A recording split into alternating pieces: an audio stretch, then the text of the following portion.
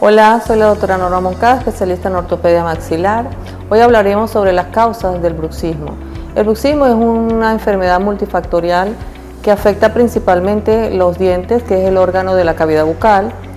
Las causas pueden ser una mala oclusión, pero también pueden haber problemas sistémicos, como cuáles, problemas gastrointestinales, problemas de reflujo, problemas respiratorios, endocrinos, inclusive problemas emocionales, por cuando un paciente tiene problemas de adaptación a una sociedad o tiene problemas depresivos, o también pueden ser por presiones en un trabajo.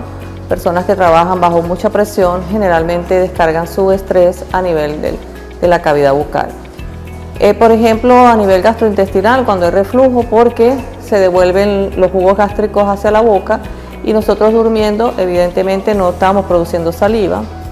Entonces, una manera del sistema nervioso central proteger a esa cavidad bucal de los ácidos que produce esos jugos estomacales en boca, busca hacer movimiento, friccionar boca para generar saliva y de alguna manera limpiar esos jugos gástricos que están en cavidad bucal.